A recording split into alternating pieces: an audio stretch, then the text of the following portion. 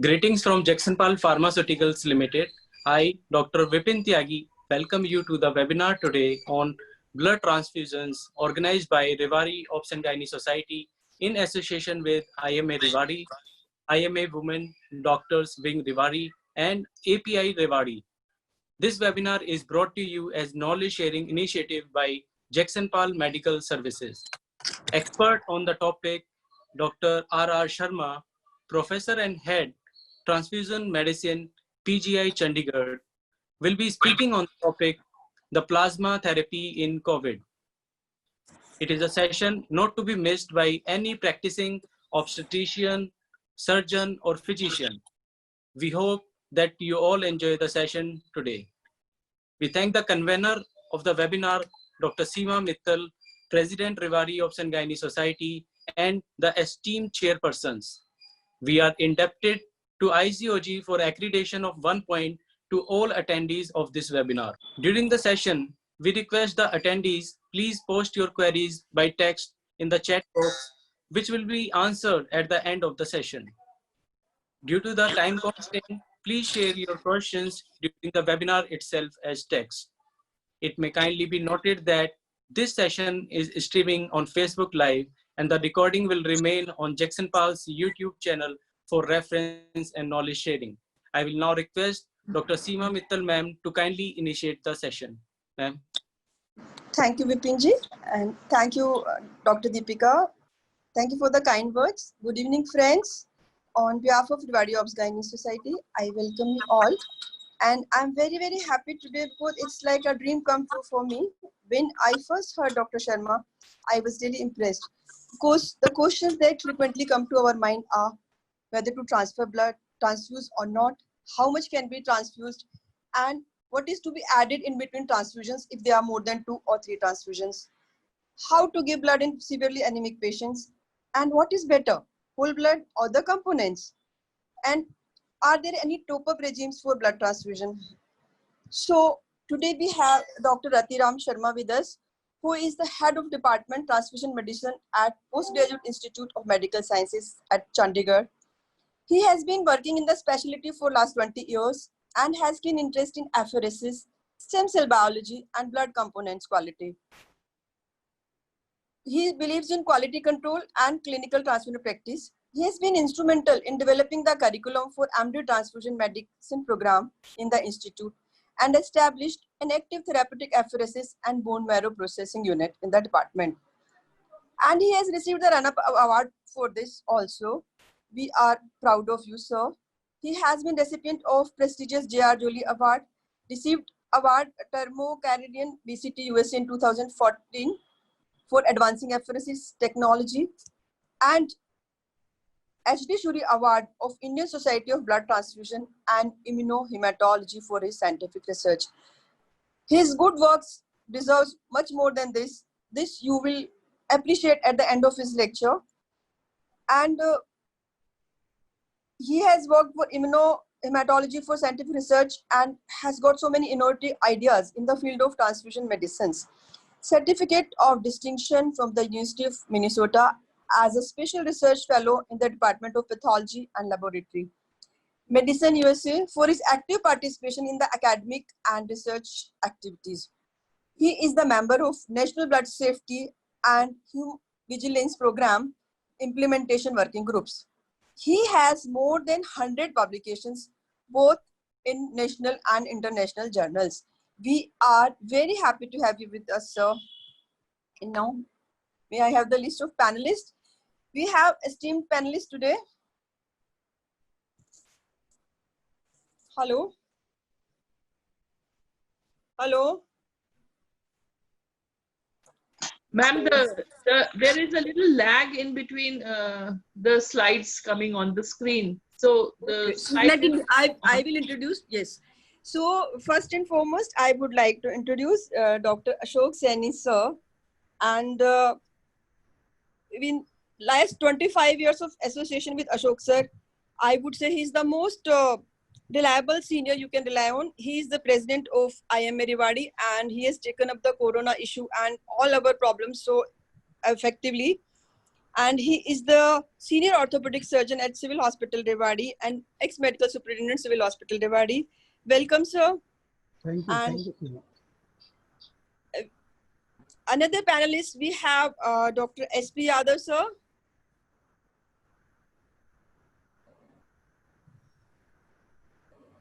Dr. S.P. Yadav is the senior physician and he is a trained endoscopist also. So, Dr. Sanjay Agarwal. Hello, ma'am. Yes, he is the chairman, Shakuntala Multispeciality Hospital, MBBS from JLN Medical College. Dr. S.P. Yadav, as I told you, he's the senior most physician. And whenever we talk of treating physician in Rewari for Corona, his hand is always up. We are really proud of him. Dr. Ghanshyam Mittal is the director of Lalita Memorial Hospital, always craving to work for society. We are proud to have Dr. Ghanshyam Mittal and Dr. Pooja Aneja. Good evening, ma'am. Good evening, ma'am. Yes, Dr. Pooja Aneja is the physician, senior physician at Pushpanjali Hospital. And one person I'm really impressed with is Pooja, the youngest and the best in our lot, who is taking care of all the COVID patients. And I really wish that after today's talk, we are going to start plasma therapy. I've asked the authorities also to permit us. And with the Dr. R.R. Sharma's talk, we will be wiser and better, and hopefully the corona will be over from the world very soon. So with these words, I request Dr. Atiram Sharma to start his lecture on blood transfusion and obstetrics and gynae. Welcome, sir. Evening, everyone. Thanks a lot, ma'am, for your kind words and a wonderful introduction. Why I accepted Dr. Mittal's invitation at the first call is just that because blood bankers and obstetricians has a very long relationship since centuries, because it was James Blundell, basically in 1819, who was the one who started blood transfusion, human-to-human transfusion, because when he saw his patient dying because of exsanguination, because of the ladies were bled, so he took the blood from their husbands and transfused. So first 10 of out of his 10 transfusions, I think 4 or 5 were successful and 5 had a fatal outcome, because at that point of time we did not have the knowledge of ABO blood group system. So before I actually start, the key points for today's discussion would be the basics of blood component therapy and process of blood component requisitioning and administration, as I think many of our young colleagues in the attendees would be the new ones who would have joining the new clinical practice. So it would be, I thought it would be of great relevance to them. And then the specific use of blood components in obstetrics, basically special reference to massive transfusion, adverse reactions to blood component therapy, and the current status of plasma therapy, COVID-19 as far as our country is concerned. So as you all know that blood is a drug, and it is as per the Act, Drugs and Cosmetic Act, Part 12B and Schedule F, as per Drugs and Cosmetic Act, Ministry of Health and Family Welfare, Government of India. And we have presently four or five kind of blood components. Red cells, we all know that they are stored at 2 to 6 degrees Celsius. Platelets, I think this is for the my young colleagues that they are stored at 20 to 24 degrees Celsius and preferably in a platelet agitator incubator. Similarly, fresh frozen plasma is stored at minus 30, and the cryoprecipitate is also stored at minus 30. So packed red cells, they generally have a volume of around 200 to 280. These are some quality control parameters and indications I think you are well aware, like for anemia or acute blood loss. And presently for neonatal practice, we have, we can give blood, these packed red cell unit in smaller volumes like in paddy bags. So with the help of a sterile connecting device, you can divide this bigger unit into a smaller units, so that you minimize the donor exposure and you can just meet the requirement of that small patient. The FFP, again, the quality control parameters, like it has a volume of around 150 to 200 ml. storage temperature less than 30 degree and can be stored for a year or so. And it has all the clotting factors, and the dosage is around 10 to 15 ml per kg body weight. And the indications are like liver disease and dilutional coagulopathy, DIC, or thrombotic thrombocytopenia purpura, or as clinical colleagues, you are well aware about the other indications also. So platelet concentrates in our blood banking, we now presently, with the help of apheresis machines, we have two type of. This is a smaller unit, as you see this in picture. This is known as random donor platelet unit, and it is prepared from fresh whole blood within 6 to 8 hours of collection. So as I earlier said, that it is stored at 20 to 24 degrees Celsius, has a shelf life of around 3 to 5 days, and it contains around 15 billion platelets.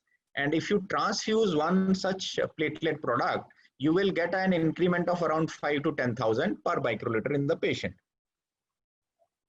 And the dosage recommended is for an adult is 1 bag per 10 kg body weight. And indications, I think I need not to elaborate much. Apheresis platelet concentrate, as you can very well see, this is a bigger product harvested through a special apheresis machine, through which we are also harvesting plasma during this convalescent plasma therapy. This has got a larger volume, around 5 to 6 times of the random donor platelet.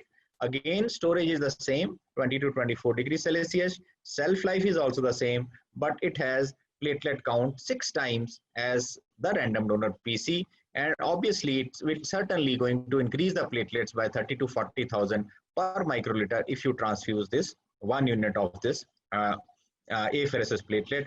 However, there is a cost limiting factor in this, that this costs around 7 to 8,000 for harvesting, because the kit that is costly in this. So cryoprecipitates, these are smaller volume concentrated products which are rich in factor VIII and fibrinogen. Again, they have a longer shelf life and they can be stored at minus 30 degrees Celsius. So this is just a summary of what I have already talked, that different storage temperatures for these components. But the guiding principle for their transfusion is that ideally the transfusion must start and within 30 minutes of issue of these blood components from blood bank, and it has to be completed within 4 to 6 hours. So what are the rights, 5 rights of transfusion? 5 rights that we must ensure that the right product is transfused to the right patient, that patient has to be identified, right patient has to be identified, right product has to be given in right amount, at the right rate and the right time.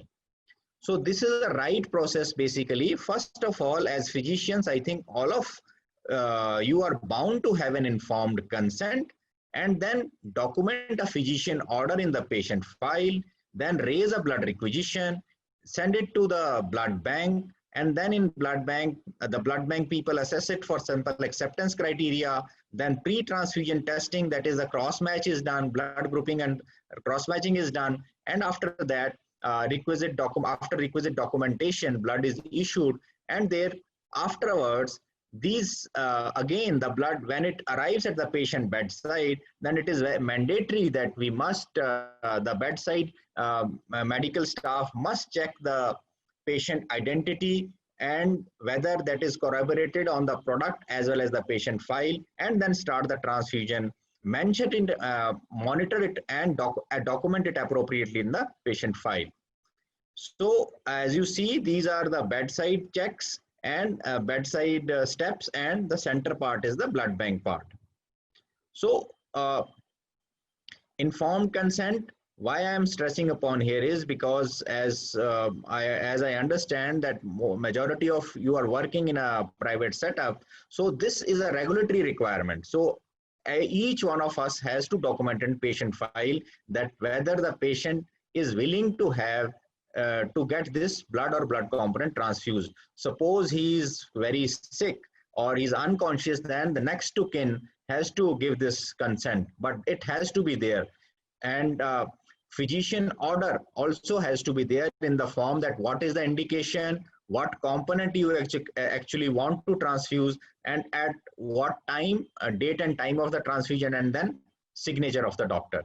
This is a format which we have framed in our setup and approved it from our hospital transfusion committee, where the top part of this form is the order, basically order for different type of components, and the lower part contains consent, and the rest the authorization by the patient attendant in case the patient is unconscious or he is not able to give the consent. So the highlighted part I must just want to stress upon is that my patient or I understand that the blood component to be administered have been prepared and tested in accordance with rules established by national regulation. However, because this has to be explained, this I am stressing it upon, there is still a chance that an adverse reaction can occur, because nobody can say in that the adverse reaction will not happen. So such as fever, chills, rigors, these kind of things must be documented, and rarely an unpredictable life-threatening event can also happen. In addition, besides these non-infectious risks, you have to explain about the infectious risk, because of it. Although it is mandatory to test blood for these major infections like HIV, hepatitis B, C, syphilis, and malaria, but you cannot, I mean, the current testing technology, even after applying nucleic acid testing, you cannot totally eliminate the infectious risks. So it must be explained to the patient or his attendants later on. Otherwise, later on, as you all know, that there could be some troubles. So blood requisition, as I said, it's a two-step process, that filling a requisition form and taking a blood sample. What is important in this patient identification is that even if you know the patient, you must check the patient identification on the patient file and include your patient identification process by asking, the bedside staff must ask the patient, what is your name, how are you, how do you spell. After drawing sample, the tubes has to be labeled by the patient bedside, because in your ward you may have two patients of the same name, and if your resident colleague or a nursing staff just taking sample and labeling them at the station away from the patient, you are bound to, there are chances of risk of mislabeling. So, and another important saying is that never sign for anyone else's work. So nursing staff or the junior colleagues must be trained that they must sign whatever they have done. So this is an example of a requisition form: patient name, blood group, I mean, if known, indication. I mean, I'm just sharing of my own this is how it is in our institute, and this is the requirement. This all has to be filled up properly so that the correct information goes to the blood bank people. And if paddy bag is required, then the paddy bag. And this is a yellow form, which is for blood components like plasma, platelet, or cryoprecipitate. I think I can just skip it. And then the incorrect blood component transfer. Why I am stressing upon this is that bedside errors in the form of wrong blood in the tube has led to many adverse reactions. And this is not in our context, but I think I mean, this is all over the world. Recently, as through hemovigilance program, it has been found that the wrong label or bedside inadequate check before transfusion has resulted in incorrect transfusion or incorrect blood in the tube. But these are preventable. So this is just a short report where you find that how do samples wrong, patient was not identified.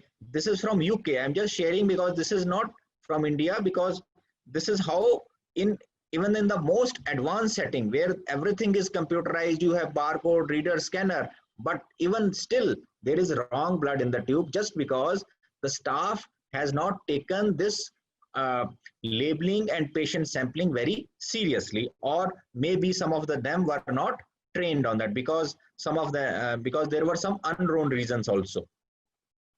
So as I said here, that there are certain critical steps: sample taking and administration. Because before administration, if you rightly identify the patient and you rightly identify that component, that whether this component is being intended for this recipient, because this 9th step, as I'm mentioning, is the last step where you can prevent a wrong blood transfusion. So it is basically quite important that we must stress upon these steps to prevent any error in this transfusion chain. So, and briefly about what kind of cross matching is done in blood banking. Like we have emergency cross match or a routine cross match. Emergency, as our obstetrician colleagues, or trauma in traumatology, they send us samples. They say, no, we want blood within 10 minutes, 15 minutes, or whatever it is. So in those situations, we have just to do immediate spin cross match or just do the grouping, and we have to release blood ABO matched group specific blood, but due consent from our clinical colleague that this is being issued as a life-saving measure. So it has to be documented, because again, there is a relevance of documentation.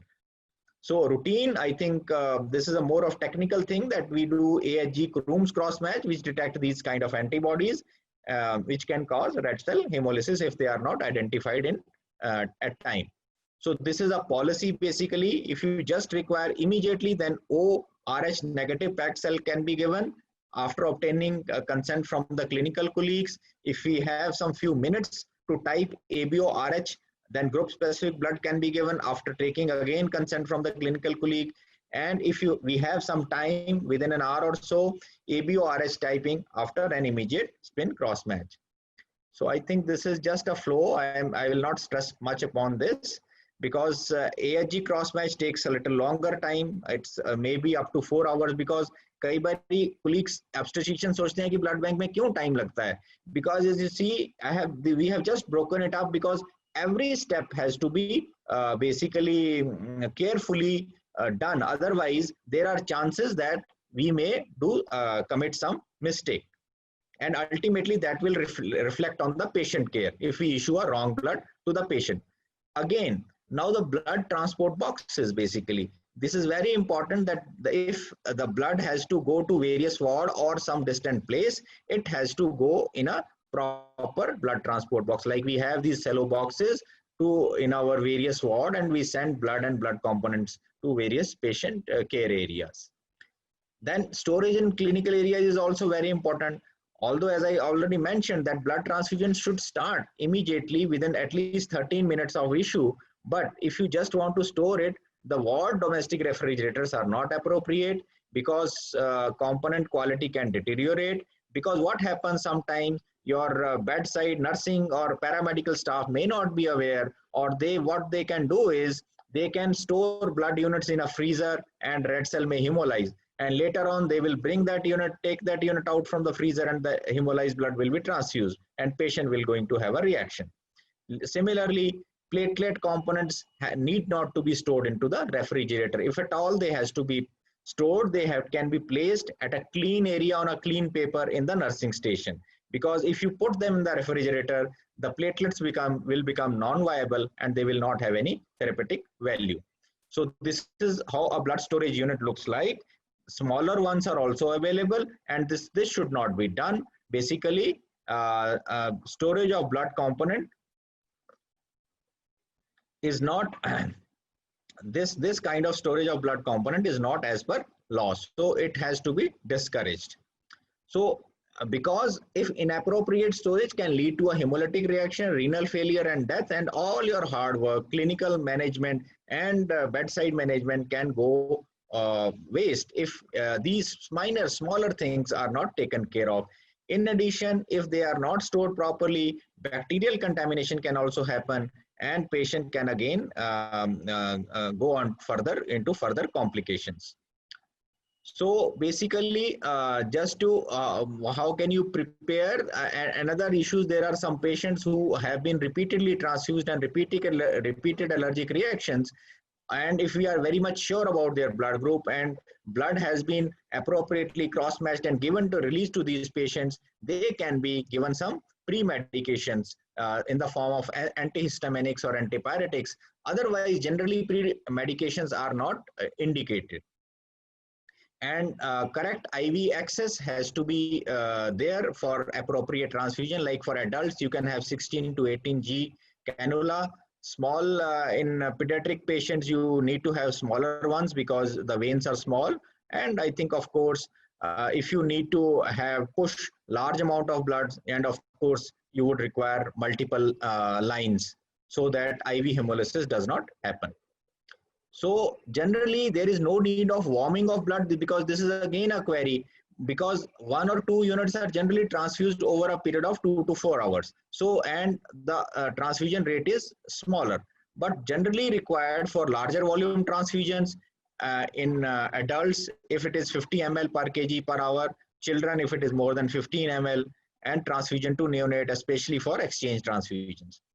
Or patients with clinically cold agglutinins, where the blood generally clots, or there, I think as clinical colleagues, you are much aware about this clinical condition. So these are some of the kind of blood warmers which are available in the market.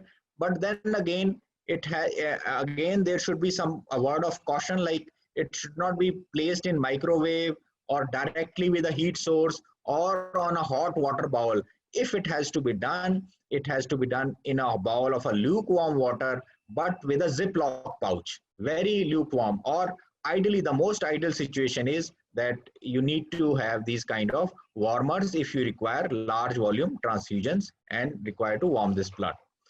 Pre-transfusion checks, as I already mentioned, that this identity of the patients needs to be verified, because this is the last opportunity to catch any error and to prevent any mishap to happen. So identity must be verified by 2 staff members and documented in the patient file. Maybe one of them may be a nursing staff, or the clinical resident by the patient bedside. So this is how these are, this is at our place what we are doing. This is the front side of the blood bag. It has a blood unit number, it's a blood type, what kind of blood group is this, date of collection, date of expiry.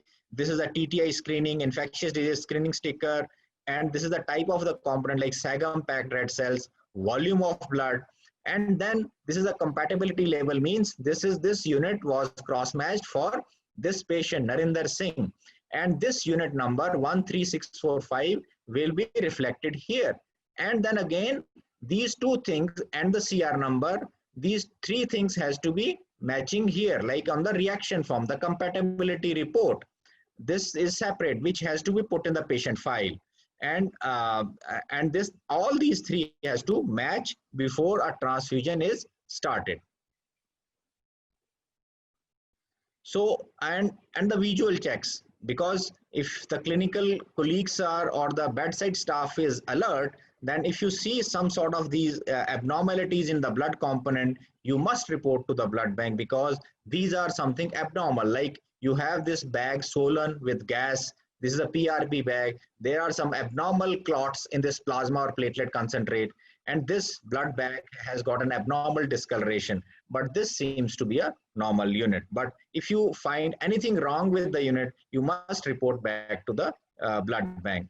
And this is a blood transfusion set of around, this is a bedside. I think all of you are aware about it, but it has to be changed after every 4 units.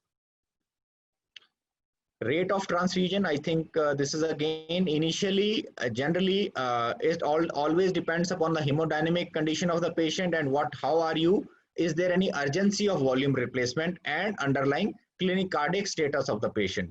Initially, in general terms, it is at 1 ml per minute. After 15-minute observation, it can be increased up to 4 ml per minute. And as I already said, that 1 unit can be transfused over a period of 1.5 to 2 hours. And however, in cardiac patients or in volumes, as I mean hemodynamically unstable patient, you can take it up to 4 hours. However, the platelets, FFP or cryo can be transfused within 30 to 60 minutes. Concurrent administration, what are the other fluids which can be transfused concurrently with blood? There is no other fluid which is compatible with red cells except for normal saline and ABO compatible plasma, 4 to 5% albumin or plasma protein fractions. But ideally, you can just, I mean, if you want to transfuse, you can just transfuse, I mean, in the same line, you can transfuse normal saline or compatible plasma. I think rest other fluids should be avoided with the same line, like dextrose or, and any medication should be avoided I mean, it should not be added in the blood bag or transfusion line. Otherwise, there are chances that it can trigger hemolysis. Monitoring, I think this is a monitoring schedule. First, immediate first 15 minutes are very important, because this is a time when patient, if there are some adverse event, they can be reported, or they can be assessed. However, there can be a prescribed hospital policy at every place that how are you going to monitor your patients. Then appropriate documentation. And yes, another thing is that reuse of suppose sometimes what happens is that a bag is opened and it is not completely transfused. So as I already mentioned, that if it is opened, it must be transfused within 4 hours. Otherwise, there are chances that you can there could be some sort of bacterial contamination in them. So this is the sort of do's and don'ts what we have prepared in our hospital, as approved by Hospital Transfusion Committee, for bedside clinical staff. That may be nursing staff or resident staffs who can, this is a ready reckoner basically for them at the nursing stations, so that they are well aware that what each one of them is supposed to do. So now coming to the topic of the talk today is transfusion in obstetric practice. Like as we all know that you are well aware that either you require transfusion in emergency situations, or in elective surgical indications like low hemoglobin or symptomatic anemia, if the patient is having symptomatic anemia. As you see that maternal mortality in different parts of the world, in developing countries it is somewhere around 239 per 100,000 live births, as compared to 12 in developed countries. And in India, the current mortality is around 130 per 100,000, 1 lakh deliveries. And out of these, 25% of these maternal deaths are attributed to massive blood loss during childbirth. Therefore, Government of India has taken an initiative to start blood storage centers at peripheral healthcare settings in our country, and this is certainly going to help. As you see that severe bleeding is a major cause of maternal mortality, I think especially in the developing world.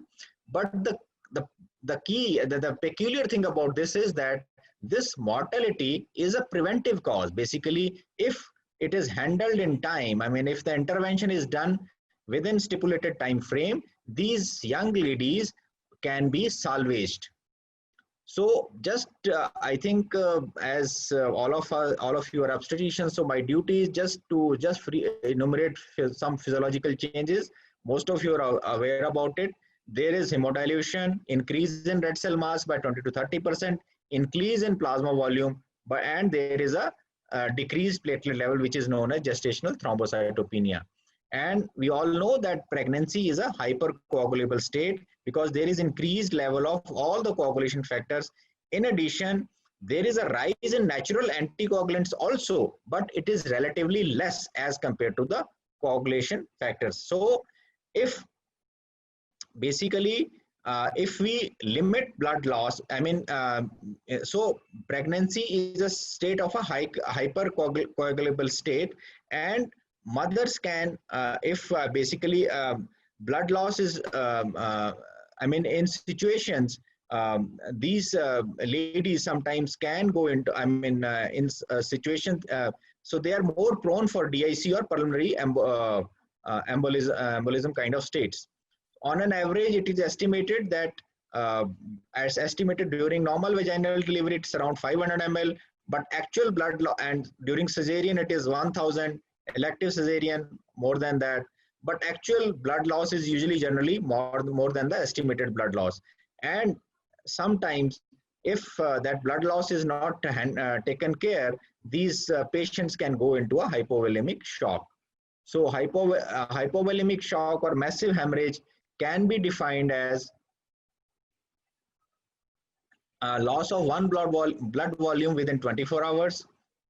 I mean, these are some definitions based on volume or in a time dependent manner. More than 50% blood volume within 3 hours, loss of 150 ml per minute, 10 red cell units transfused within 24 hours, 20 PRBCs transfused within 24 hours, and transfusion of 4 units of blood within an hour or so. I think this is just a broad idea for the clinical colleagues to assess the status of their patients and label it accordingly, because these ladies, they deteriorate suddenly, because one moment they would be fine, but another they would be in a state of shock.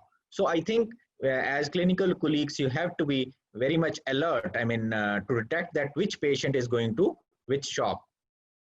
So all these definitions are just meant to identify the patient going into a state of hypovolemic shock due to hemorrhage. And I think all of you are aware about this WHO grading of hypovolemic shock as per various clinical signs and symptoms. So clinical situations, I think this is again just a repetition. I think all of you know more than me about these situations which can predispose patient to a massive hemorrhage. But the massive hemorrhage, this leads to various kind of complications, hemodynamic and metabolic complications. Like when there is an hypovolemia, there is decreased tissue perfusion, which leads to hypoxia, acidosis, and this acidosis can again in turn leads to platelet dysfunction, coagulopathy. And similarly, this hypovolemia, if you transfuse crystalloids, red cells, again can lead to hypothermia, and again this can complicate acidosis. So they call it hypovolemia, hypothermia, and acidosis, a lethal triad of massive hemorrhage. And again, it can lead to various hemodynamic and hemostatic changes, like in the form of decreased synthesis of coagulation factors, decreased clearance of activated coagulation factors and FDPs, and again dilution of coagulation factors and consumption of these coagulation factors and platelets. So as I mentioned, acidosis, hyperkalemia, and altered oxygen capacity, oxygen carrying capacity has to be handled basically in time. Like acidosis, there are multiple reasons due to decreased tissue perfusion, as well as when you transfuse stored blood to these patients, this can again add to acidosis. Or there could be inadequate clearance of citrate in the hypoperfused liver. So it is always good to maintain adequate tissue perfusion or give soda bicarb to improve the this clinical condition. Again, for hyperkalemia, you have to maintain adequate renal function and urine output so that this can be cleared. And generally, the red cell, the oxygen carrying capacity, this generally is not a challenge, because then it can, with a dialogue with the clinic blood bank people, you can discuss with them that what kind of blood you actually require. So maybe and even after post transfusion, the red cells, this 2-3 dpg level recovers within 24 hours. So there is a recent concept in management of this massive hemorrhage is like that. First of all is the rapid diagnosis. We need to diagnose it early. They say that previously it was said that you must rush crystalloids, colloids. It's all right. The first and foremost, they are there, but you have to limit them. And then what you have to start is that early transfusion strategy. You have to start components in a ratio of 1:1:1, which I will explain a little later in my slides, that 1 packed red cell, 1 FFP, and 1 RDP. And permissive hypotension. Let the patient be in a state of slightly hypotensive, because if you increase the blood pressure, then obviously the patient is going to bleed. And then rapid anatomic control, basically, of course, if you have to ligate the uterine artery or any other bleeder for that matter, and the rapid institution of antifibrinolytics to prevent coagulopathy. So the aim of transfusion therapy is to stabilize the volume, which I think at the initial stages can be done with the help of crystalloids and colloids. Tissue oxygenation can be improved with the help of red cells, and hemostasis can be taken care with the help of fresh frozen plasma, platelets, and cryoprecipitates. But the controversial issues, I think, as all of you have come across, like stored blood versus flash blood versus whole blood. and what should be the ratio of FFP, platelet, or PRBCs. So fresh blood, as they say, is it less than 24 hours, less than 48 hours, or is it just obtained from an individual very warm fresh blood? So what are the myths and facts? Myths, I think so far all of us have known is that unrefrigerated whole blood within 24 hours is the best. But the fact is that if you don't refrigerate blood for so long, there are chances of bacterial contamination, because ideally blood has to go under 2 to 4 degrees Celsius after its collection or after component preparation. And there would be inventory problems. You may not get the right component, right blood group at the right time. And safe blood is a scarce resource and it has to be used through components. And as I mentioned, that as per regulatory requirements, there are TTI testing and other testing procedures which has to be done before we take this blood, donated blood, into our inventory. So these testing procedures also cause inherent delay in the issue of blood. And there is a recent, I think, although not very recent, but people are becoming more and more aware, especially in hemato-oncology or immunodeficient individuals. There is an entity known as transfusion-associated graft versus host disease, which can be due to the viable lymphocytes transfused through fresh blood. So we have to be careful about all these risk factors which can be there due to the fresh blood.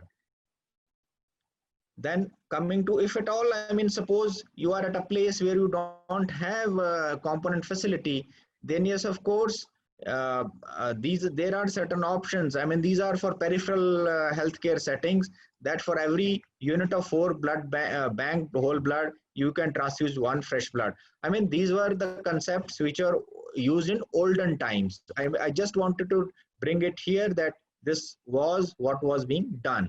But now I think the trend is that you initiate with crystalloids, colloids. Then I think once you have lost somewhere around 1/3 of your blood volume, start with packed red cells. Then your PTA, PTT has gone more than 1.5. You need to start fresh frozen plasma and then platelets. And then if your fibrinogen levels go down less than 100, then again you have to start your cryoprecipitate. But yeah, so I think this is just a repetition. So I just need to tell you about the dose, how much it is going to increase. 1 unit FFP, this dosage is going to increase the coagulation factor about 8 to 10%. 1 unit, this again dose is going to increase the fibrinogen content by 10 milligram per deciliter. Platelets and apheresis platelets, as I already mentioned, 5,000 to 10,000 with 1 random donor PC and 25 to 30,000 with single donor apheresis platelet. So this is just a brief minimum laboratory workup which you need to do before initiating the transfusion. Then after 4 units, then that after 10 units of transfusion. So I think most of you must be aware about this point of care testing, which is known as thromboelastography, which if done at the patient bedside can help in guiding the blood component therapy. So this blood component therapy, as I already mentioned, that this is an older concept that first they used to transfuse FFP at 4:1, then 3:1, 2:1. But currently, people have now switching over to 1:1:1.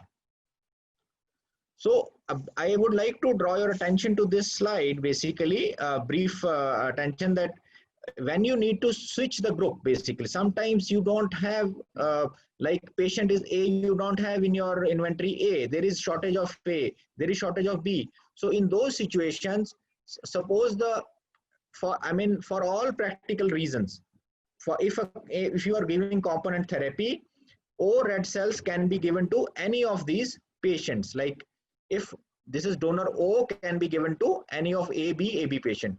Whereas this AB plasma is a neutral plasma. So this AB plasma can be given to any of the groups. O plasma cannot be given. O red cell can be given to any of the groups. And AB plasma is a neutral plasma. It can be transfused, can be given to any of the groups. So you just have to keep this table in mind and you can switch across the groups. Cryoprecipitates, yes, they can be given across the ABO barrier. Yes, this is very important as far as obstetric colleagues are concerned, that packed red blood cells, generally RSD negative patients should not be given in the reproductive age group. But yes, as a life-saving measure, you can give positive cells also, but the consent has to be there from the treating physician and patient relatives.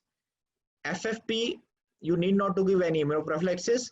Yes, platelets, they can be given across the group, but then you have to give immunoprophylaxis like 300 microgram of anti-D. This can protect for 7 apheresis platelets and 30 random donor platelets for at least for a period of 6 weeks. Then same group can be switched out if there is a Coombs cross-match compatible and that is negative. So just coming to the survival rates in massively transfused patients, why I was stressing here that these were some of the clinical conditions where massive transfusions happen, but the outcome in obstetric patient is wonderful because these young women can be salvaged because they don't have generally other comorbid conditions. And as I mentioned that the time is changing for this transfusion practice because it has been seen in different studies all over the world that survival rate has increased in patients in whom platelet, FFP, they were transfused at the transfusion started at a higher trigger, that is 80,000 at 80,000, and the FFP was transfused at a higher PTI levels, and then they were not deranged, and there was clinically significantly better outcomes. So they recommended and they said that early balanced transfusion therapy is vital in massively bleeding patients, and a proactive approach from blood bank is warranted. They created, in different parts of the world, now there is a term known as acute transfusion package, which is known as 5 red cell units, 5 FFP units, and 2 platelet concentrates. So these are apheresis concentrates. So this transfusion package can be given to patients who are massively bleeding until the bleeding is under control.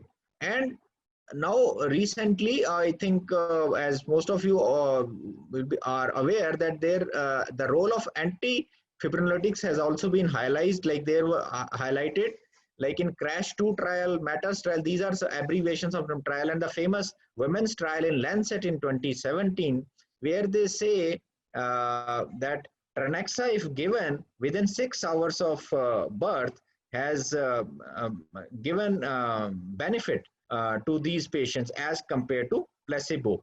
And it can be repeated if the dose can be repeated if the patient develops late onset PPH. So now the current blood component therapy as far as transfusion strategy is concerned in these massive bleeding patients, as recommended by American College of Obstetrics and Gynecologists, that you must go by in the ratio of 1:1:1, and considering the mild conjunctive coagulopathy in 3rd trimester, relatively rapid decrease in fibrinogen that has been documented with PPH, supporting fibrinogen immediately in the form of cryoprecipitate has been advocated and sometimes challenged also.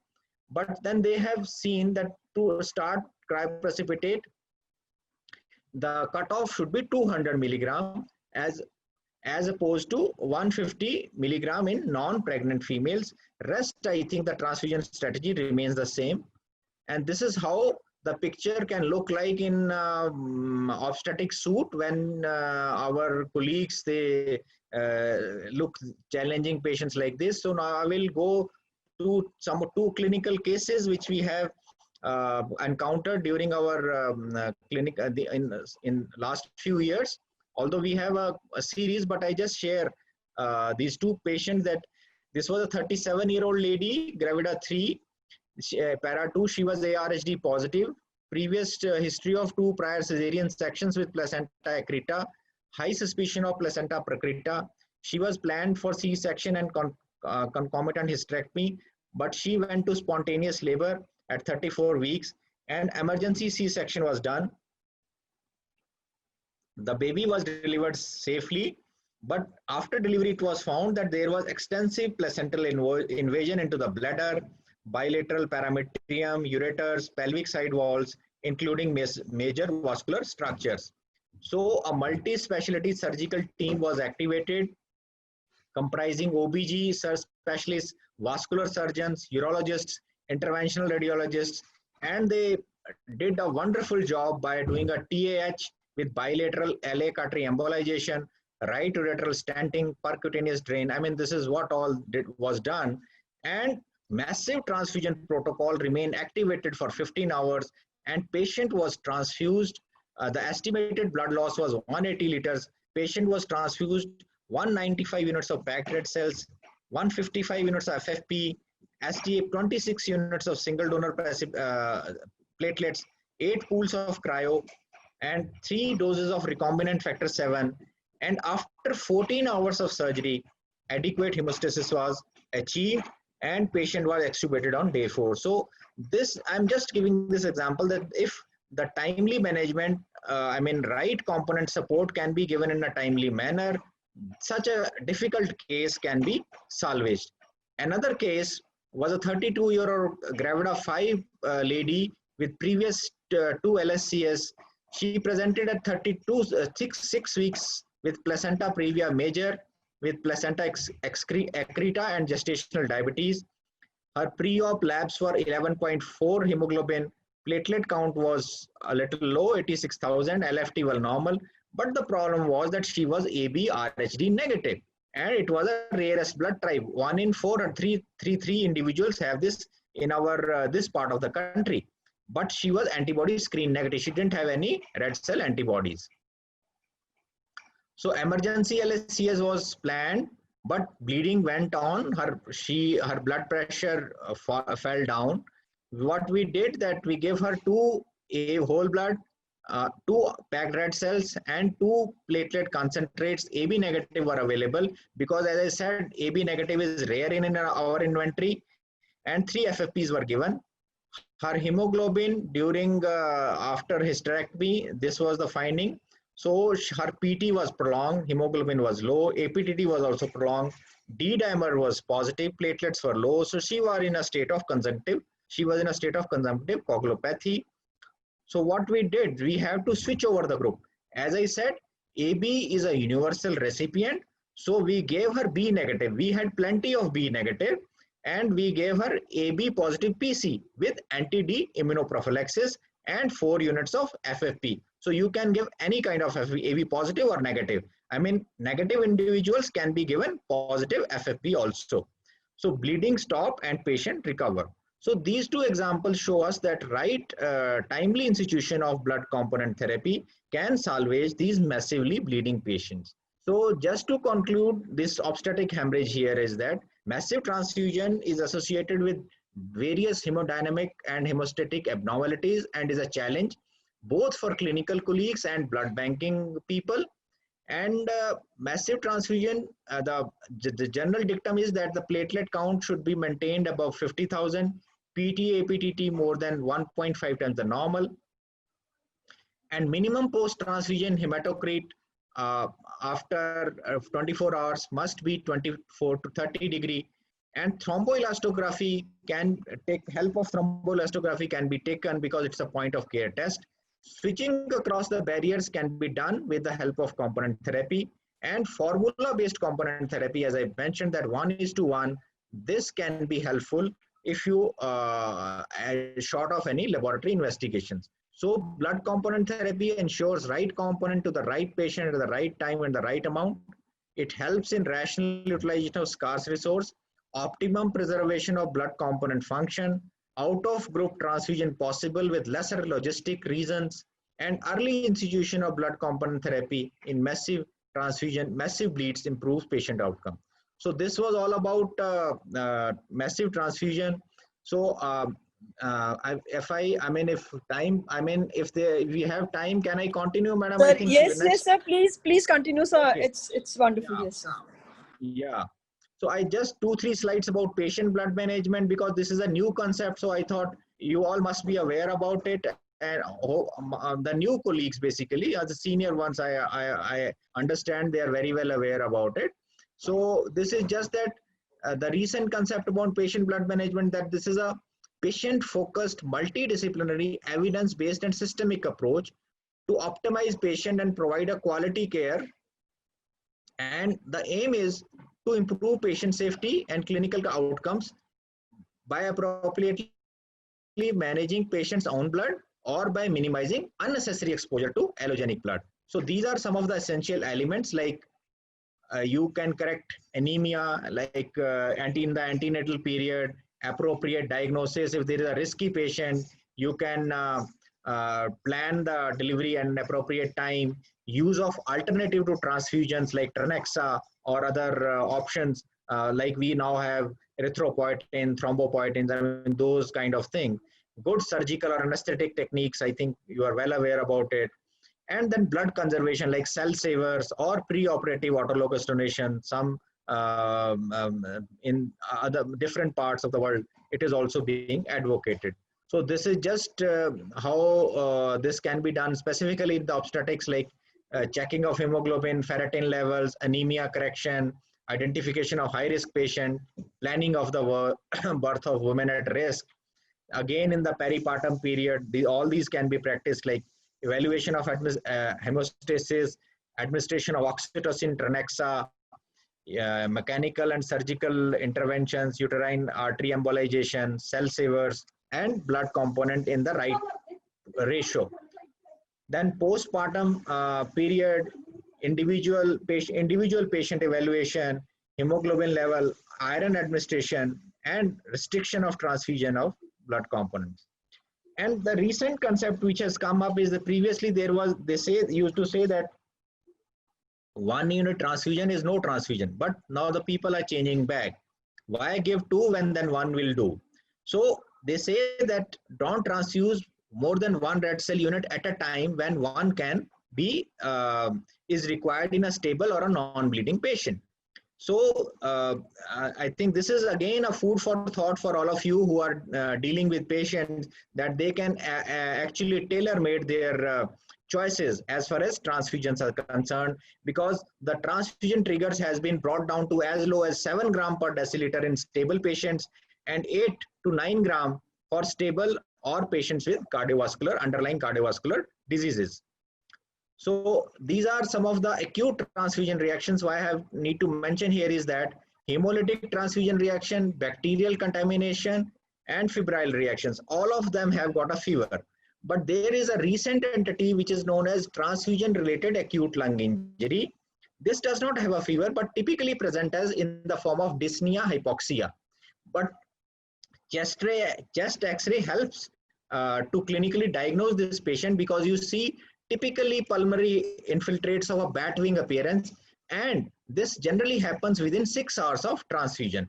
And obviously, as with your clinical judgment, you can exclude that there is no circulatory overload. If you have excluded a circulatory overload, most likely this is the clinical condition which is there. And if the patient has received especially a plasma component from a multiparous pregnant lady, multiparous female, plasma from a multiparous female. So other kind of reactions like allergic, anaphylactic kind of reactions can also happen, and they can be managed accordingly, like you all as per the clinical signs and symptoms. So this is just a report of transfusion related deaths from UK, short, where they have mentioned that pulmonary complications accounted for most of their patients, followed by delayed hemolytic transfusion reactions, hemolytic transfusion reactions, and febrile and allergic reactions. So these are some of the transfusion guidelines. This is the WHO book on clinical use of blood. I think this is accessible on the web. You can easily access it if the interested the delegates or the interested attendees can do this. And this is one of our guidelines which is available on PGI website. You can access it from our website, Blood Transfusion Guidelines. When you click here, it is freely available. You can download, or at least it will help you in your framing the policy, bedside checks, or some guidance documents for your bedside hospital staff. So now coming to the next topic, I think questions we can take at the end, ma'am. Yeah. Right, sir. That will be fine. Yeah. So now coming to the next, I'll be wrapping within next 10-15 minutes. Coming to the current, time, sir. yeah, current the current hot topic these days is the convalescent plasma therapy in COVID-19 patients. So I think as doctors, medical professionals, we are aware that what this is just that plasma derived from a patient who have survived a recent infection and developed a humoral immunity against a pathogen responsible for that disease in question. And eventually transfusion of this plasma can neutralize that pathogen and eventually leads to its eradication from the blood circulation of an individual who is infected and critically sick. So this is just a schematic representation, what I already said, that an individual recovers, develops antibodies, his blood is withdrawn, his antibodies are then transfused, tested in the laboratory for some titration is done. And after they are transfused as a prophylactic, we are not doing in prophylactic presently in our country. In fact, nowhere in the world it is being done prophylactically. This is primarily being done for a therapeutic purpose, and it has been seen that it is helping to reduce the mortality and decrease the signs and clinical signs and symptoms in these patients. So there are different approaches from the literature that sometimes if there is no availability for plasma separation, then obviously people used to transfuse whole blood also. When there is a availability of plasma separation, convalescent serum has also been tried, pooled human globulins or polyclonal or monoclonal antibodies have also been tried. But apheresis derived convalescent plasma is the treatment of choice in the current situation. So if you just go back to the history, I think this has been tried in diphtheria in Germany, Japan, and Spanish flu in 1918. But this has shown, and in that time, it was shown that there was low mortality in patients who received convalescent plasma. And in Ebola virus or in recent outbreaks of SARS-CoV-1, it was found that convalescent plasma, there was some improvement in patients who received this convalescent plasma before 14 days of illness. They had an early hospital discharge compared to the ones who did not receive it.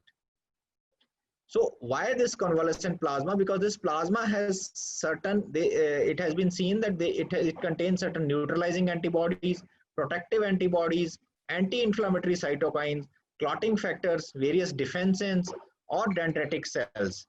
And it is believed that these convalescent plasma collected from a healthy donor has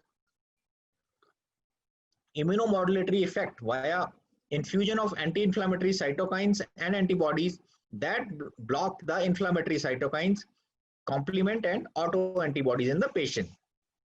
So these are some of the antiviral mechanisms, although these are proposed basically, which help in these sick patients. So this is again a diagram.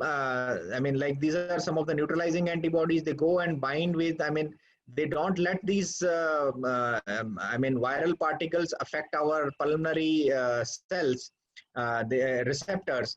And then these are some of the immunomodulatory effects which can be, which helps the patient in when they prevent them going into a cytokine storm-like situation, which generally happen in these patients.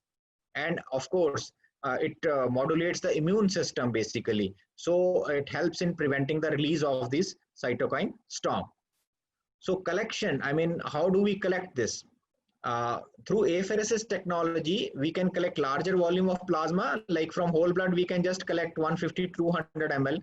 But with the apheresis, we can collect about 500 to 600 or even 1000 ml also. And more frequent donations, we can collect at 2 weeks interval. And there is no concern about donor safety because we are, except for plasma, we are reinfusing all the blood components back. Like we are reinfusing red cells, platelets, WBCs, and other parts. And as per Indian Council of Medical Research, they have allowed this clinical trial on COVID-19 patients. And our institute has, is also a part of this trial. So this is an apheresis machine. This is how it looks like. This is plasma is being collected in the bags, So this is the internal part of the machine, although this is a different machine. So this is how the whole blood is separated in these machines, like red cells, platelets, because of their different specific gravity, they are layered into different layers. And as per the programming in the machine, a specific amount of specific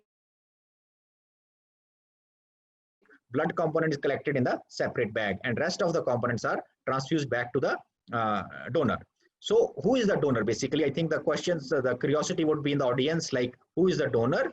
Donor is the one who had, who after 28 days, who is negative after the resolution of his clinical signs and symptoms, and he was tested negative at least once.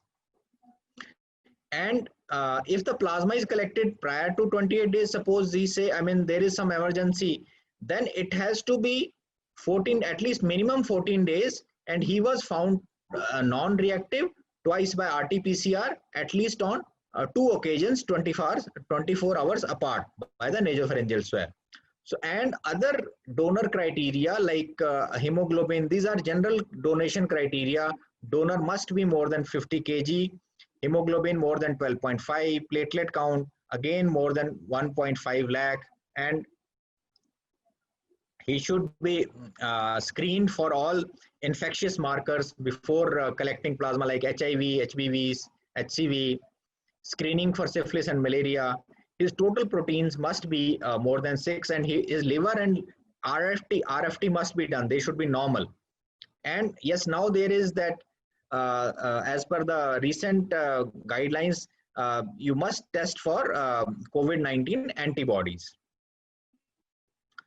So again, coming to eligibility, as I said, that they say that you should not collect more than 500 ml plasma from the donor per sitting, and extracorporeal volume should not exceed. Extracorporeal means in the machine which I have showed you the circuitry, the machine you are using, it should not be more than 15% of the total blood volume. And donor adverse events must be managed and reported, and unique ID should be provided, and collected plasma should be collected in 2 small packs. Like if you have collected 500, so you need to basically divide them into 2 smaller packs, so 200 ml each, and maybe 50 ml of plasma you can keep in small aliquots for further testing. And this plasma has to be stored under -40 degrees Celsius.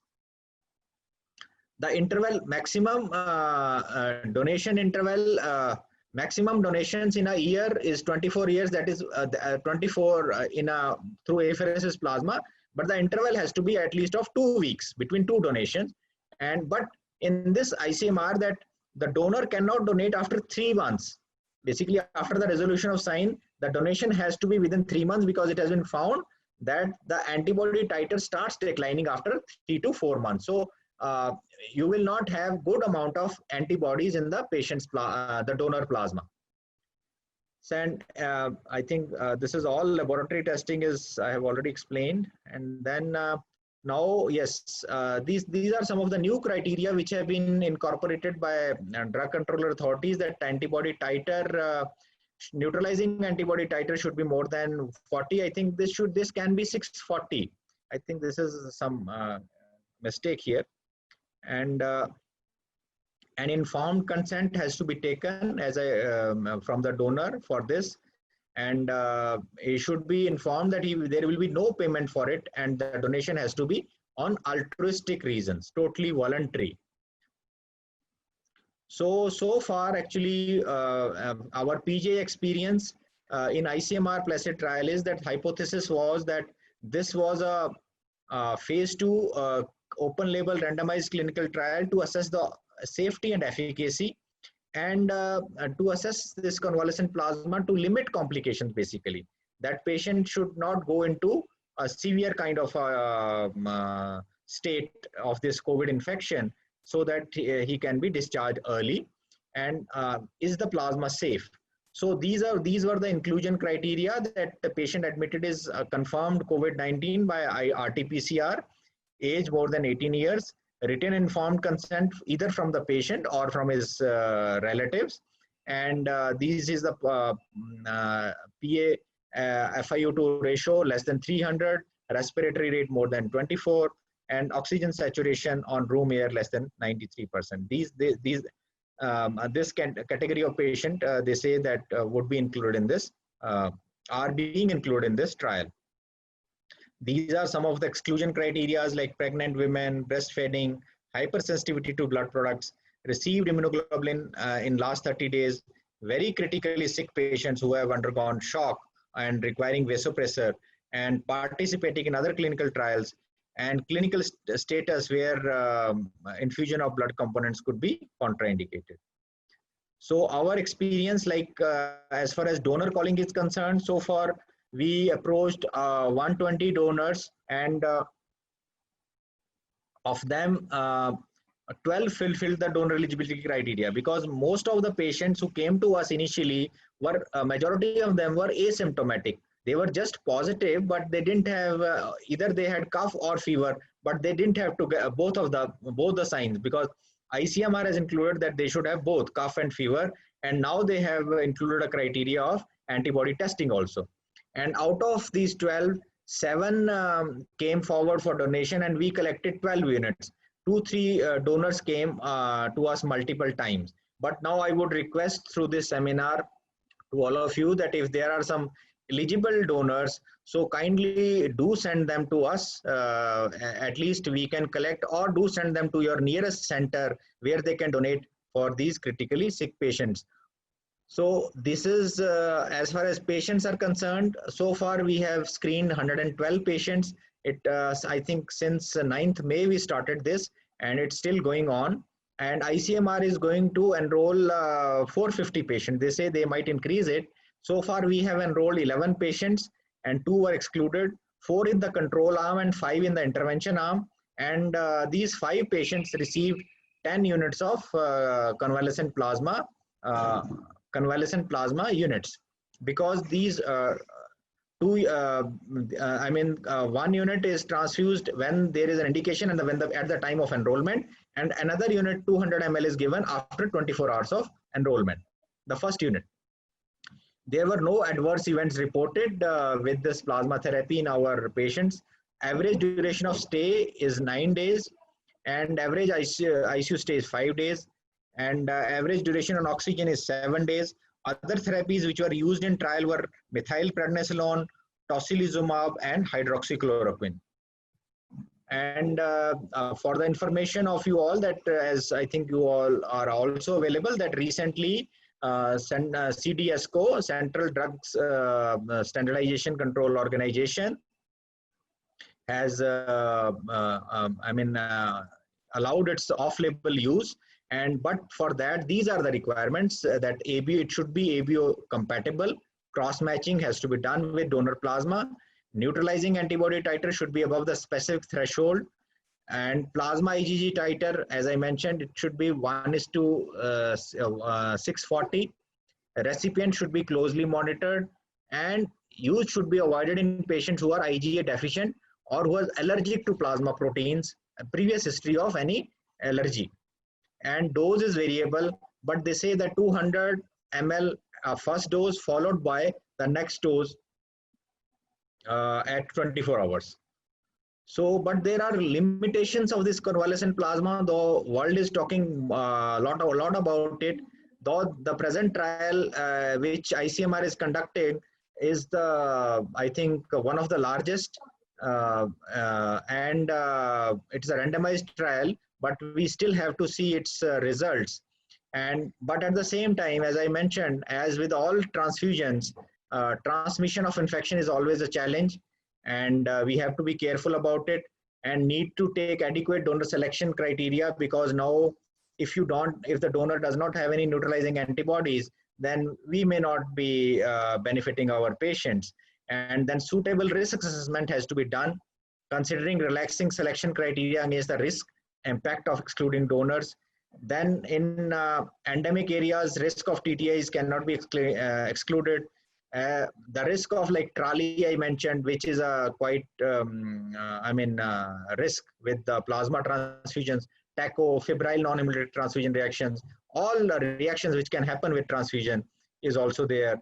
And there is a risk of antibody dependent enhancement. Some people say that there are chances that there is a mechanism in the body where the patient clinical condition can deteriorate even after transfusion of this convalescent plasma. So I think with this, I conclude my presentation. It was very long, but thank you very much for your patient hearing and inviting me to share my thoughts on this. Thanks a lot. I would be happy to answer any questions. Brilliant talk, sir. Thank you, ma'am. Thank you. And it was mind-blowing. Almost all the questions have been answered. And it was so much of evidence-based sharing. And I think we have n number of questions. And before I go to my panelists, my chairpersons, I have some queries or rather, sir, some sum-ups for the take-home. So, Yeah. sir, if we talk about PPH, I have a patient who has massive PPH. So what should I give her now? So according to your talk, 5 RBC, 5 FFP and 2 PC. So there is nothing like fresh blood, nothing like Yeah. blood. Yeah. I mean, you need not to give, I mean, this is acute transfusion package, which when the patient is suddenly bleeding and her hemoglobin going to fall, we expect that her hemoglobin is going to fall 3-4 gram immediately. But like in your patient, you have to assess that what is her baseline, what is her hemoglobin, and what is her coagulation profile and platelet count. So what you need to do is, you can basically, as I understand, you must have started crystalloids or colloids, but now when you transfuse blood components, you try to start transfusion in the ratio of 1:1:1. Suppose you transfuse 2 red cells, please give 2 FFPs also simultaneously, and maybe 1 or 2 platelets, a random donor platelet if STP is not available. So that is going to help to improve the patient clinical condition. Right, sir. This was the question from most of the attendees. And Okay. another question is, sir, what are the colloids and crystalloids you recommend before we arrange blood, just to buy time? Yeah, I think this is all Maximum. right. I mean, yeah, I think you all are more aware about it. Like you can give Ringer lactate, normal saline, Hemaxil. I mean, these are general basically. Normal saline is the first we start actually in clinical practice. Right. So and obviously based on your clinical experience, because I may not be the one who recommends it. You must have had basically some of you may prefer Ringer lactate, some of may prefer some other solution. But yes, of course, you must start the ones in which you believe. But yes, normal saline is the ideal which you can immediately start, and then of course some colloids. Yeah. Thank you, sir. And one more thing, we give calcium gluconate after 2 units of blood. Do you recommend something like that? Yeah, I think calcium correction you can give. Yes, that is all right. In those situations, yeah. So in the that is helpful. Calcium gluconate and maybe soda bicarb also helps basically because stored red blood cells sometimes, as I mentioned, cause lactic acidosis. So those things can help. And in addition to that, if you have a facility, then you can do an ionized calcium. So that would help you in guiding that whether the calcium, because giving calcium sometimes can be risky also because calcium directly has an action on heart contractility. So I think if you have a facility to have a level, ionized calcium level, that will help you guiding this kind of a therapy. Yeah. Excellent, sir. Sir, one more thing, anaphylaxis prophylaxis is given by most of the institutes. Do you recommend that it should be given lutein, steroids or Revil or anything before transfusion? Yeah, ma'am. This generally, this should be discouraged because why I'm saying, because if there is a mismatched transfusion, it is going to mask the early signs of a hemolytic transfusion reaction. This kind of prophylaxis is recommended only in patients who are multiply transfused, like you know her group for sure, his or her group for sure, and there is a history of these kind of reactions in the past also. So in those situations you give, otherwise generally these kind of prophylaxis are not recommended. Right, sir. This is very true. And one more question, sir. Patient is severely anemic, and the moment you start a blood, like we also had a patient, the moment we start a blood, and she will have some reaction. So most of the participants want to know that there is anemia and there is anaphylactic reaction. What to give to this patient? Yeah, basically, most of the time, what happens is in those situations, what I feel is you need to first of all assess signs and symptoms, that what are the clinical signs, whether this is an anaphylaxis, because in anaphylaxis you will have chest tightness, body rash, or you may have laryngeal edema, those kind of things. But if you just have a fever and rise in temperature, if just is a febrile non-hemolytic, because most common adverse event which happens with transfusion of blood and blood components is a febrile non-hemolytic transfusion reaction. So in those situations, you can just wait for another 10-15 minutes and cross-check the patient identity, patient blood group, and whether that unit is intended for that recipient only, that unit group is all right or not, and see how the patient is behaving. If the patient improves with stoppage of transfusion, and you can try a restart, if he if he or she start again that kind of reaction, then you can send back that unit to blood bank, let them investigate what is there. Because most of the time these are the cytokines which accumulate in red cell units or platelet units during storage, and due to which this happens. So what I would advocate is that, one is that when the blood comes from blood bank, ideally it should not be stored at bedside. The blood transfusion must be initiated within 30 minutes, as I already told, and then closely monitored. And if you repeatedly see this something is going wrong, then you please send back this unit to the blood bank and let them investigate. And if at all your blood bank is not able to do it, kindly refer it to a bigger tertiary care center, maybe PGI Rohtak or in Delhi, or maybe if there is some center close to us, they can refer it to us also. Yeah. Yes, sir. Sir, there is a question from Dr. Rita Malik. She has done hysterectomy yesterday and patient was anemic. Patient was given 1 unit of PRBC A positive prior to surgery, and that was uneventful, and another unit was given yesterday morning. So before and during transfusion, there was absolutely no problem, no reaction, and she was passing adequate urine. But thereafter, she passed scanty urine. 6 hours after second unit, she passed coffee-colored 100 ml urine, and she's anuric since then. Serum creatinine is 1.5, urine RBC 20 to 30.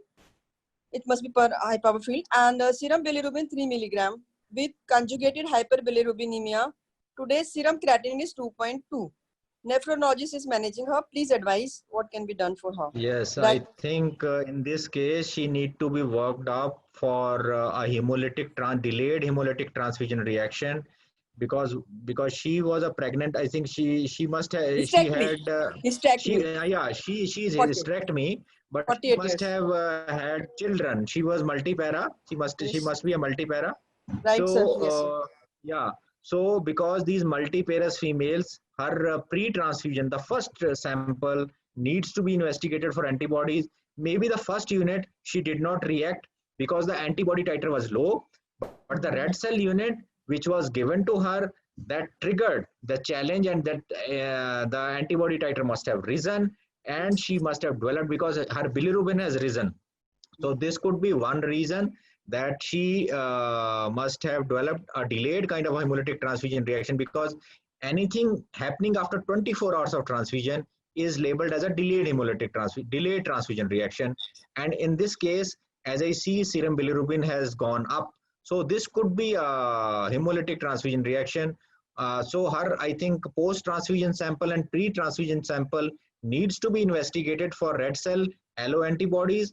And in addition to that, if she is febrile and she's having sepsis, then I also doubt that there could be some chances of a bacterial contamination if the unit was not appropriately stored. So I would urge all our clinical colleagues that please look at the bedside storage conditions also, because if don't store the units unnecessarily, because there is high risk if you store these units unnecessarily at the bedside and inappropriately, the units will get contaminated. Because as you see, why I'm saying this, as each and every unit is connected, because when you go with the needle into, when you donor is donating blood, some bacterial flora from the skin, they go into the blood. Whatever cleaning procedure you do, it is the storage condition which prevent this bacterial proliferation during storage. So please, the take home message what I would like to give all of you, that please take care of bedside storage conditions and check the red cell unit before you transfuse. Train your bedside staff to check the units. If you have any doubt, please send it back. So I think these two things need to be looked into. Like, one is her sample pre and post needs to be checked for allo antibodies, and yes, the chances of a bacterial, though on those lines also she needs to be treated, because the bacterial contamination may have been masked because she must have been already on antibiotics in this case. Because very well explained. Yeah. Yes, sir, please complete. Yeah, no, it's okay. I've done it. Yeah. Very well explained, sir. Sir, we talked about trolley, that symptom TRALI. Is it more common in multipara, like something like this must have happened? Actually, in this patient? yeah, no, yeah. Let me explain you. It is not common in multipara. I mean, it is common with the plasma obtained when the multiparous lady comes as a donor to us, because she is sensitized to her husband's antigens, HLA antigens, because there is a disparity in HLA within the husband and wife. Right. So she has multiple HLA antibodies in her plasma. So when she donates her blood, and if we give her plasma to a patient, that patient who receives plasma from a multiparous donor is at risk of developing TRALI. So TRALI is not common in our setup. Why? I explain. One is number of female donors is less in our country, because only 5 to 6% percentage of our donor population is female. I mean, this is not against females, but I'm just telling because what we found during screening, that their hemoglobin levels are low. I mean, generally low. So we would urge through this channel that I think I would request to urge all of you to encourage ladies to come forward for donation, but take care of their hemoglobin. But what we do now with female plasma is we send it for fractionation. We separate multigravida plasma. We don't give it for transfusion. This is a policy which we have adopted in our institute, and world over, like in Europe and America, they are not transfusing this multiparous plasma to their patients. They are giving this plasma for fractionation purposes. Yes. Sir, any role of diuretic in such patients or before transfusion in any other patient? Diuretics, ma'am, they help. Yes, they help in basically cardiac overload. Ma'am, there are two terms like TRALI and TACO. TRALI, you will not have signs and symptoms of cardiac overload, whereas in TACO, transfusion associated cardiac overload, you will have signs and symptoms. Yes, diuretics may help, and general oxygen supply and general support measures are going to help. I think it is a self-limiting complication, but yes, I mean, if patient is having other comorbid conditions like diabetic hai, or underlying पहले से ही कोई lung disease है उसको, then that patient can worsen. Yes. Thank you, sir. Before I shift to my chairperson, just one last question. Like Yes, when please. we are giving plasma to a COVID patient, so we have to take all precautions like what we take for normal blood transfusion. Patient is not diabetic, because most of the COVID patients are diabetic, sir. So can we take their plasma? Ma'am, generally diabetic, if a diabetic is controlled for blood donation, as I told, all criteria for COVID selection are the same as for routine blood donation, but there are certain specific criteria like he should have had 28 days after resolution, tested negative for this infection, and then his protein level must be done, RFT, liver function test, because we are collecting this plasma through apheresis. During apheresis, some amount of anticoagulant goes into his circulation, which is metabolized in the liver and excreted in the kidney. So his liver and renal functions has to be investigated before you collect plasma. Yes, if diabetic is under control, I mean, if he is under control with oral hypoglycemics, then it is fine, you can take. But he should not have recently changed his drug, because if he has recently changed his drug, it means his diabetes was not under control. So preferably avoid taking in such cases. You are a genius, sir. And No, now it's I okay. shift to our chairpersons. I would request Dr. Ashok Saini, sir, if there are any questions, sir. Hello. Hello, Yes, yes, sir. please. Namaskar, sir. Can I ask question? Excuse me. Yes, Ashok, please. sir, any question? Mute है sir, I think sir का mute है, मेरे को लगता है उनका ना mute है, वॉइस म्यूट Ashok, है. sir, unmute yourself, sir. Dr. Sharma, नमस्कार सर, नमस्कार. I would like to thank you on behalf of IMA Rewari. Your Thank talk you, was sir. beautiful and very exhaustive. You covered almost all the points. Thank you. sir. Thanks a lot. Thank you, sir. Thank you very much. Namaskar. Hello. Dr. S.P. Yadav, sir, yes. Yes, please. Yes. Hello, Dr. Yeah, this is Sharma. Yes. I congratulate you on your beautiful talk. In fact, we have recalled and remembered our learning days of college. We have Thank covered such a beautiful talk. All points discussed like a teacher. So kudos to you, sir. Thank you very much, sir. Thank you. Grateful. Keep Thank on you. coming and enlighten us. Sure, sure. Certainly. Thank you, S.P. Yadav, sir. Dr. Sanjay Agarwal, any questions? Sir, good evening. Good evening, Good sir. evening. Namaskar. Namaskar. Namaskar. Sir, I have so many questions in my mind, but after hearing you, all the questions have cleared very clearly. Thank you so very much, sir. Thank you. Thank you very much, sir. Thank you. Precisely, sir. We had a long list of questions, and when we kept on cutting, this is answered. You are ultimate, sir. And Thank now you. I request Dr. Ghanshyam Mittal. Thank you, sir. Namaskar, sir. Namaskar. Good evening. Sir, actually, to help the COVID patients, serious COVID patients, we have made a group, WhatsApp group, that COVID Savers. The name is COVID Savers, and we collect the data of COVID positive patients post 28 days, and we request the needy patients, needy persons and we send them to those persons who are requiring the plasma. So my question is that sending the donor is very difficult. So I want to know that can we collect the plasma in our routine blood banks and send the plasma to your place, and what precautions we have to take while collecting the plasma of a COVID positive post 28 days patient, and can we collect this?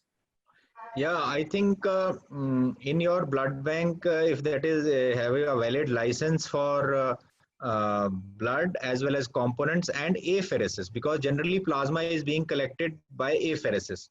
So if your blood bank has an apheresis machine and have a license, valid license for apheresis, then I think it can be collected, because now Government of India has allowed it. But then your blood bank in charge has to inform the respective state drug control authority that we have started under this program, and information has to be given to the what you can say state drug and health authority. Yes, nodal officers. Yes, nodal officers, because that is a licensing requirement, because whatever you are collecting and whatever is, because there is, as you must be aware, in Delhi, I think there is a lot of malpractice also going in this thing, which I should not discuss on this forum. But yes, because it has to be done, because if it is done in the good faith, like you are talking about, and I think you are doing a wonderful job. So if it is done in the interest of the patient care and with all altruistic reasons, of course, basically whatever minimum cost is there for the kit and all, that obviously has to be borne by the attendant or whatever is your blood bank policy. So that is all right. But there should not be any untoward extra exorbitant charges for that, and the information of collection and the patient details to whom it is being given has to be supplied to the drug control authorities. And I think there is a provision in ICM website that it can be uploaded there also. it can be uploaded. Maybe that option And- can be. Yes, sir. Yes, sir. Yeah. Sir, is the machine same that meant for that apheresis for platelets? Yeah, that machine is safe, but I think my point is the person who is handling it, the doctor, he should also have an adequate training and a certificate for the same. So I mean, all these things you have to look into, because if there is any lacuna, machine has to be, I mean, this machine has to be registered in the license. Licence की जो copy वो आई होगी ना एफआरएसएस के लिए, Yes, sir. उस Yes, sir. मशीन का नाम होना चाहिए, और the person who is doing FRSS उसका भी नाम होना चाहिए एफआरएसएस के Yes, लाइसेंस sir. में, Yes, sir. तब वो Sir, वैलिड are you होगा. yes, sir. Yes, Are please. you arranging some kind of training for doctors for this? For AFRSS, collection of yes, AFRSS we keep on doing with the Haryana or State. plasma, sir. Plasma. Yeah, I mean ये उसमें plasma भी आ जाता नहीं. Separately तो Covid के लिए अभी कोई ऐसी ट्रेनिंग नहीं है, मतलब क्योंकि we are already overworked because of this epidemic. हमें तो बहुत बड़ा चैलेंज है ना, एक तो ब्लड सप्लाई का, क्योंकि पीजीआई में पेशेंट आना कम नहीं हुए हैं. हमें एक तो ब्लड सप्लाई का बड़ा चैलेंज है, डोनर को लाना वो करना, और एक प्लाज्मा थेरेपी का जो आ गया एक ही बहुत बड़ा चैलेंज है, क्योंकि इसमें एक तो आईसीएमआर के क्राइटेरिया में the donors are not fitting. And other thing is sick patient अब काफी आने शुरू हो गए हैं, और अब प्लाज्मा की रिक्वायरमेंट भी बढ़ रही है. सो मैं मतलब वो वही रिक्वेस्ट करता हूँ कि अभी फिलहाल तो अभी हमारे पास ट्रेनिंग का इतना टाइम नहीं है, but yes basically we give training, regular training of FRSS through Haryana state AIDS control society for the state of Haryana. So maybe आप स्टेट एड कंट्रोल सोसाइटी के जो भी डायरेक्टर हैं, मेडिकल डॉक्टर जसजीत पहले होती थी यहाँ कोऑर्डिनेटर, तो उनसे आप कोऑर्डिनेट कर सकते हैं. And she may guide you in that. I mean, that's not a big deal. I mean, वो हो सकता है maybe 3 to 7 days training अगर कोई हमारे पास request आएगी उसके through, then we may think about it. Yes. And what special precautions to be taken for collection of this from COVID positive patient? Special precaution वही है डॉक्टर साहब कि इसमें other than routine. कोई ऐसी नहीं है, मतलब देखो आपने मास्क तो पहनना ही है, आपको कोई पीपी किट पहनने की जरूरत नहीं है अगर वो नेगेटिव हो गया है. हाँ, मतलब अभी मैंने देखा है कि लोग पीपी किट पहन के कर रहे हैं, बट वो पीपी किट कोई ऐसी पहनने की जरूरत नहीं है. ये है कि हाँ, इट शुड बी उस वक्त बाकी डोनर उस एरिया में ना हो, because this makes us square basically. नहीं, ये कोविड था आजकल, क्योंकि इसकी जो हमारी पब्लिक परसेप्शन है वो थोड़ी सी एक स्ट्रेंज हो गई है इसके बारे में. सो माय पॉइंट इज हाँ, थोड़ा सा एक थोड़ा डेडिकेटेड एरिया हो, एंड बाकी जैसे डोनर ने भी फेस मास्क पहना हो, एंड पेशेंट के साथ जो डॉक्टर है या नर्स है, they also are covered, may be a head gear. I think that is good enough. And जितनी भी टीटीआई टेस्टिंग है पहले की जानी चाहिए. पहले मतलब आप उसका सैंपल ले लें before you call the donor to your blood centre for donation. You take his samples for testing, requisite testing, and if you find his testing is appropriate or it fulfills the requisite criteria, then you can call him. And दूसरा उसकी veins चाहिए होती है doctor साहब, antecubital veins जो है ना वो भी चेक करनी पड़ेंगी, वो दोनों साइड की देख लें, क्योंकि कई बार क्या होता है कुछ मशीनें होती हैं उनमें 2 सुई, you have to put 2 needles, एक दोनों साइड लगानी पड़ती हैं, बट कई मशीनों में आप एक वेन से ही कलेक्ट कर लेते हो.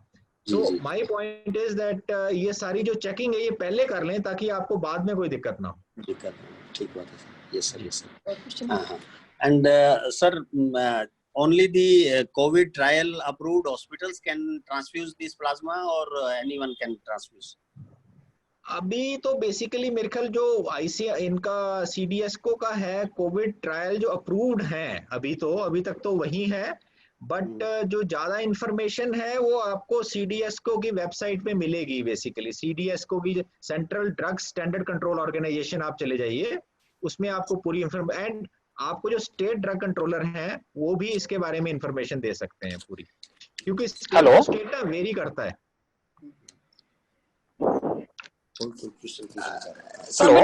Hello, yes.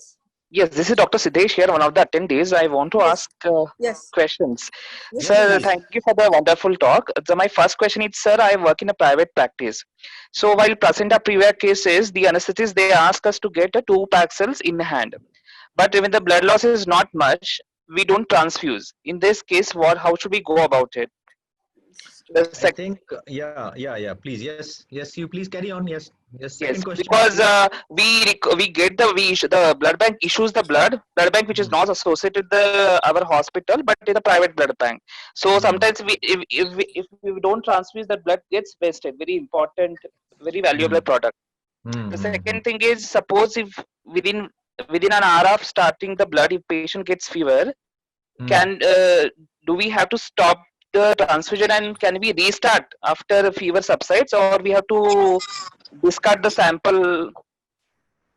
Okay. And Yes. third question is, are we screening the donors also for COVID status in such a pandemic, or the COVID virus anyway will be getting neutralized uh, during sterilization? That's all. Thank you. Okay. I think, thank you. I think these are very valid and very relevant questions, which I must, in what we generally encounter in day-to-day clinical practice. I think first question you raised, that anesthetists, yes, I think this is in our institute also. Anesthetists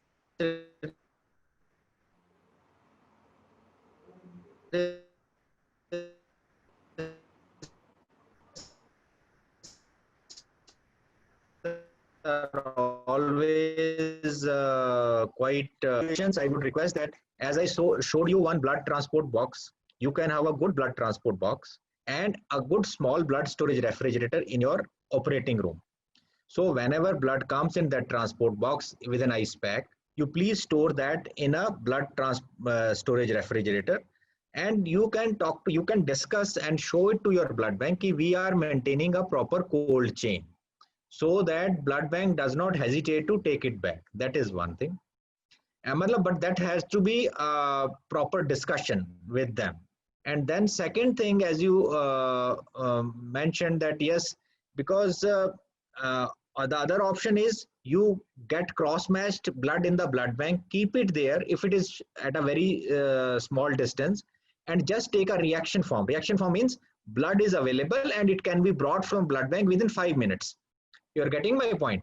So those kind of assurance that a policy can be framed in your hospital with your anesthetist, medical superintendent, clinical colleagues like you and other clinical colleagues, surgeons, maybe surgeons also, that will help you in preventing wastage. So you will just want a reaction form, because in our blood bank also, our previously gynecologists used to take blood and store in the ward refrigerator. Then we framed a policy, okay, we are not going to send you blood, issue blood, but we are just going to issue a reaction form. That means that your blood will be available for next 72 hours for this patient. So that guarantee has to be from the blood bank. So that is one thing. These two options can be worked out. One, you can keep a storage refrigerator, proper blood transport box, and talk to blood bank that, okay, we'll send it, and because we are maintaining appropriate chain. These are two options. Third thing, the second question you asked, that there is, after transfusing some amount of blood, there is some sort of a reaction. Yes, if there is a reaction, you have to investigate. As I've told you, you have to do all the bedside check, whether the right blood has been transfused to the right patient. Identity has to be checked. Patient sample has to be given back to the blood bank to verify the blood, and from the blood bag.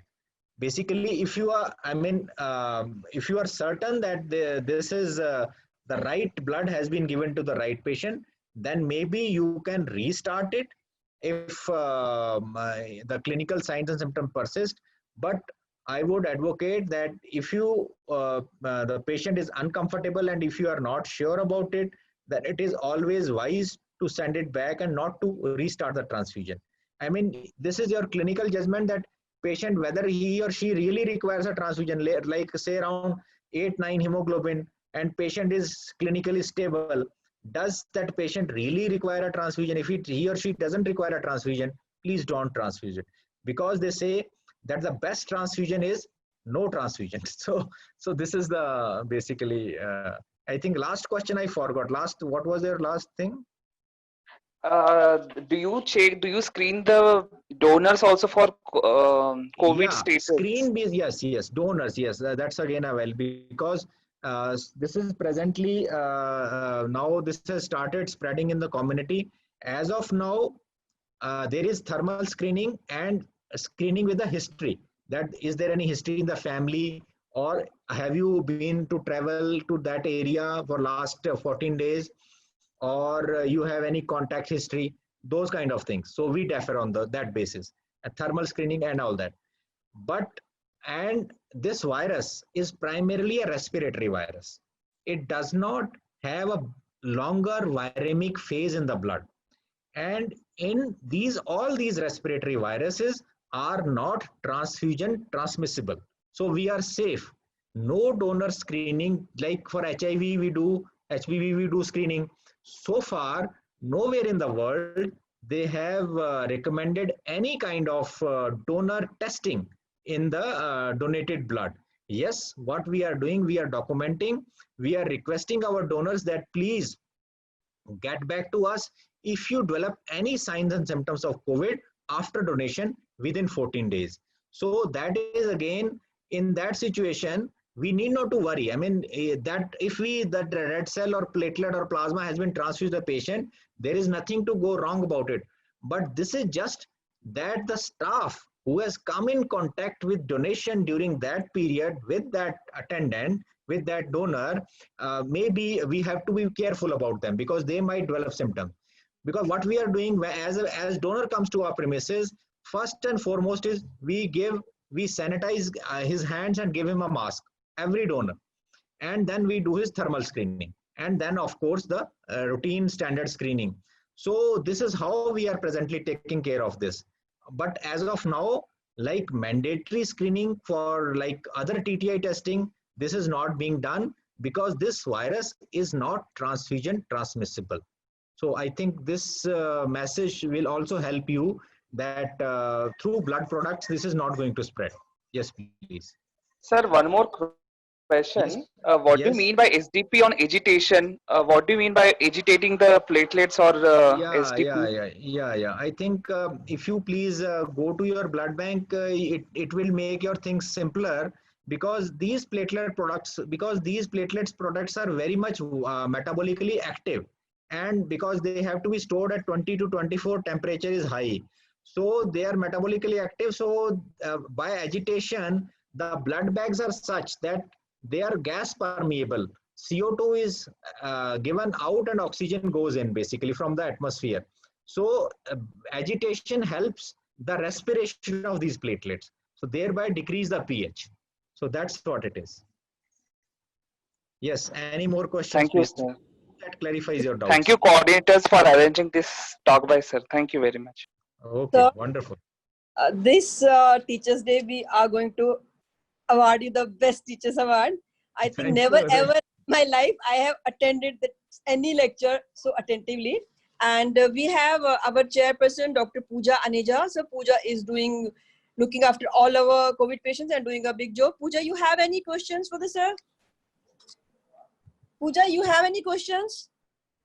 Pooja is there or maybe she's not? Good evening, sir. Good evening, sir. Good evening, Dr. Pooja. Thank Good you, evening. sir, for an enlightening talk. Sir, when you Thank you. transfuse plasma, all precautions which you take during blood transfusion has to be taken. What are the reactions which you face? And you said the second question is, you said you give 200 ml of plasma 24 hours apart. And is there any guidelines that you can repeat it if required? Or if two plasma patient is not showing improvement, there's no need to repeat it again. And the donors, the mild asymptomatic donors are not included for taking plasma. My third question is that. Okay, because you said fever and cough both is required for the eligibility criteria. Yeah. So I think I take your last question first, basically. Because as per the criteria, because so far we were recruiting donors as the criteria laid down by ICMR, and they framed this protocol as per the current available literature. Basically, because literature is not much, basically, because the things are evolving.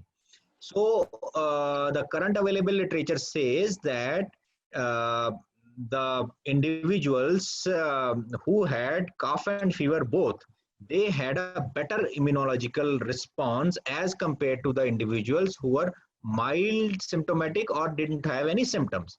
So one thing is that, and this is when there were no antibody tests available, you see.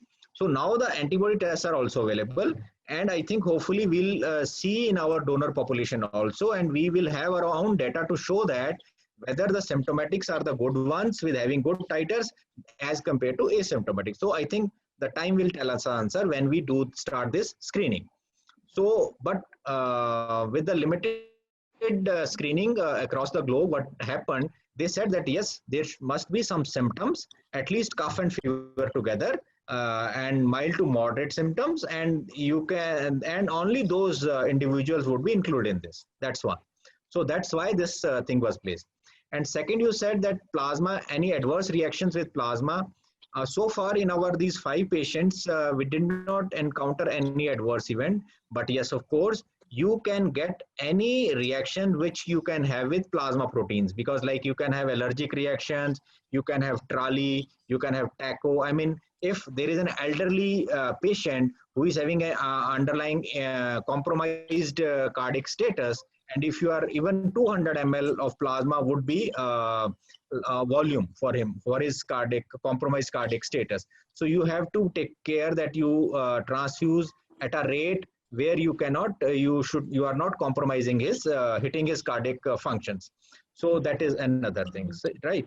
So, and regarding 24-hour apart, I think this was again from the experience from the literature, which was as per ICMR guidelines, ICMR document, that there would be 2 doses, because it has been seen that wherever the patients have responded, they majority of them have received 2 doses 24 hours apart.